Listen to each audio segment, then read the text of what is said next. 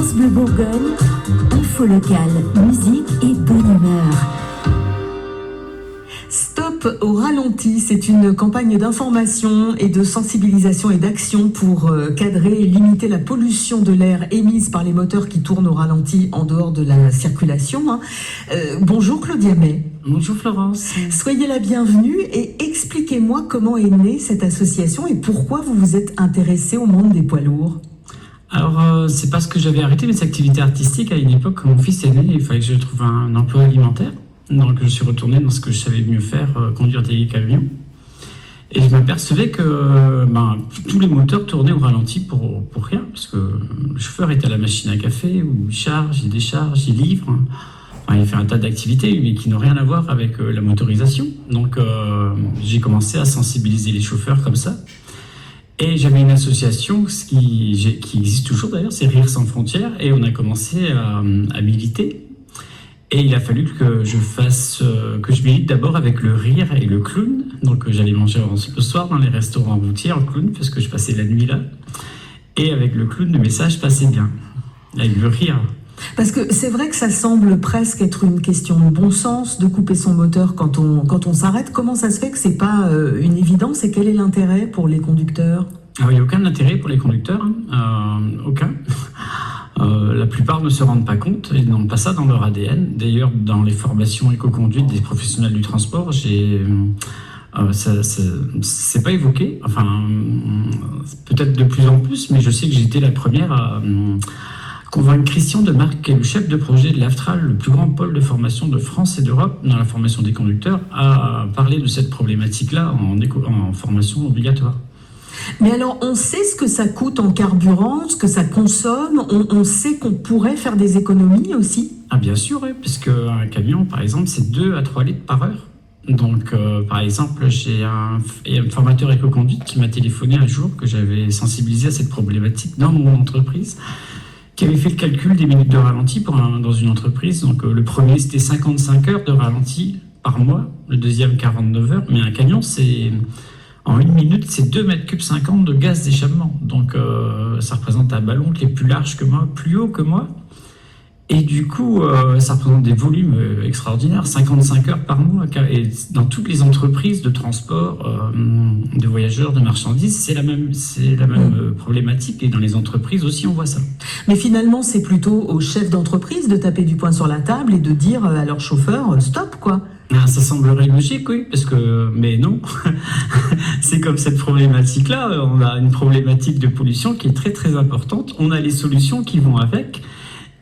Ça ne coûte pas un centime aux contribuables, ouais. Et personne ne réagit. Les responsables politiques, les chefs d'entreprise, très très peu réagissent à cette problématique-là.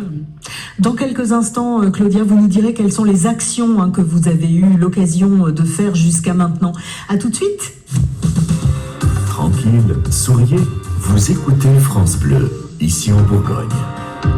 Stop au ralenti, c'est l'association qui nous intéresse aujourd'hui avec Claudia May qui nous a expliqué il y a quelques instants que c'était tout à fait possible de ne pas laisser tourner son camion quand on est arrêté.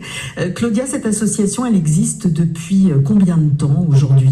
Alors Stop au ralenti est né en novembre 2019 et on l'a créé parce qu'on a mandaté un avocat pour mener des actions en justice et on ne pouvait pas le faire sur le nom de Rire sans frontières, même si le sujet était sérieux, ça prêtait à rire. Ouais. Donc il a fallu qu'on crée une association dédiée à cette problématique-là pour la justice. Comment vous vous y prenez pour alerter ? Vous avez eu l'occasion notamment il y a déjà quelques années de faire une marche sur Paris. Ah oui, ça fait partie d'une des nombreuses actions que j'ai faites, Dijon-Paris à pied jusqu'à l'Élysée. Je suis allé aussi rencontrer des députés dans le département. Je suis allé à l'Assemblée nationale aussi offrir 577 nids de clowns aux députés avec un dossier explicatif. C'est marrant, on les voit pas à la télé les porter. Ah mais il n'y a pas besoin d'avoir un nez pour être clown. Ce serait trop facile. Et du coup, vous avez l'impression que vous êtes entendu quand vous faites des actions comme ça ? Alors pas du tout. C'est étrange parce que quand même. Tout le monde parle d'économiser, de maîtriser les dépenses énergétiques, de lutter contre le réchauffement climatique, la pollution de l'air. C'est quand même un enjeu de santé publique majeur parce qu'il y a quand même 2200 morts dans la région. C'est un article du BP que je cite là de 2018 dû à la pollution de l'air. Il y a 40 000 morts en France. Et ça n'intéresse personne, cette problématique-là. C'est incroyable. Donc, on a même organisé la première journée mondiale sans respirer, à Dijon. Et ça s'est fait comment ? On a créé cet événement-là, qui a eu un fort retentissement en Belgique, mais pas ici. Et non, ça n'intéresse pas les responsables, ni même les chefs d'entreprise. On a tout vu au niveau politique, on a tout vu. Franchement, le pire, j'espère que la prochaine campagne, on rencontrera des gens qui voudront bien comprendre de la nécessité d'agir. Mais c'est d'autant plus incroyable que vous le disiez tout à l'heure, c'est quand même pas compliqué. Là, on n'est pas sur quelque chose de compliqué. C'est simplement un tour de clé pour arrêter son camion quand on s'arrête. Oui, et en plus, appliquer le code de la route. Le maire de Nancy a pris il y a 2 ans un arrêté interdisant cette pratique dans sa ville. Mais c'est un signal fort aussi envoyé aux entreprises qui, elles, ne se rendent pas compte de ça. Certaines, c'est très rare dans le transport où une entreprise fait la chasse aux chauffeurs pour qu'ils fassent attention à cette problématique. Parce que c'est coûteux aussi, mais bon, il y a ces chefs d'entreprise, ça leur est égal. Je sais, je l'ai vécu personnellement dans les entreprises que j'ai travaillées. Donc vous êtes monté jusqu'à Paris pour essayer de faire réagir à l'Élysée. Donc ça n'a pas eu le succès escompté. Comment ça se passe à l'échelle locale ? Vous êtes entendu par les locaux, par les patrons d'entreprise ici, chez nous en Côte d'Or ? Alors non, j'ai pas été reçu ici en Côte d'Or, mais j'ai rencontré tous les acteurs majeurs du transport routier de marchandises à Paris et de voyageurs. On a même signé une charte stop au ralenti avec l'OTRE, l'Organisation des transports routiers européens. À Gonesse, on a signé cette charte-là. Et entre romans, nous, on n'est pas entendu du tout. Non, pas du tout, non. C'est fou, hein. Oui, d'autant qu'à l'heure de la transition écologique, c'est quand même une cause importante, me semble-t-il. Votre actualité immédiate et comment vous relancez cette campagne, on va voir ça ensemble dans quelques instants. Ici, c'est la Bourgogne et vos après-midi avec Florence Galis sur France Bleu. Et tous les après-midi, désormais, on vous fait découvrir une association, Stop au ralenti, association de notre invitée Claudia May. L'idée, c'est de faire en sorte que les conducteurs de camions prennent conscience que ça ne sert à rien de laisser tourner son moteur quand on est à l'arrêt. Ça consomme du carburant, ça pollue. Claudia, cette cause, vous le disiez tout à l'heure, ça vous touche parce que vous avez conduit des camions, hein. Oui, bien sûr, parce que en plus, des fois, ça crée de graves problèmes de santé, puisque imaginez que vous avez des pauses obligatoires de 9 à 11 heures, et si vous n'avez pas de climatiseur autonome, vous êtes obligé de laisser le moteur tourner pendant 9 heures, des fois, en pleine canicule. Donc, c'est se polluer soi-même, c'est polluer les autres, et il y a des gens qui n'ont rien, même la climatisation ne marche pas, ils sont obligés de dormir les vitres ouvertes, et à chaque minute, c'est 2,50 mètres cubes de gaz d'échappement. Ouais. Mais cette pollution, elle concerne aussi les voitures, les cars, c'est pareil, aux abords des écoles, il n'y a qu'à voir ici à Dijon, la rue Paul Cabet, c'est une horreur. Vous ne lâchez pas le morceau, vous avez décidé de relancer cette campagne. Votre actualité, là, en ce moment, c'est quoi, du coup, par rapport à ça ? Alors, vu qu'on avait essayé de rencontrer, on a créé un partenariat ici à Dijon avec le conseil municipal des enfants il y a quelques années, mais ça n'a pas été plus loin. Donc, vu qu'on nous a gentiment dit que ça ne nous intéressait pas, cette problématique-là, aujourd'hui... j'ai écrit à Cécile Prudhomme qui a participé à notre pétition imagée sous forme de photos que je prends, des portraits avec un nid de clown pour symboliser cette thématique. Et Cécile Prudhomme, c'est l'adjointe au maire de Besançon, Anne Vigneault.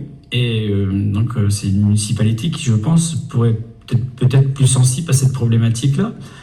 Je compte aussi recommencer à essayer de voir vers la mairie de Dijon.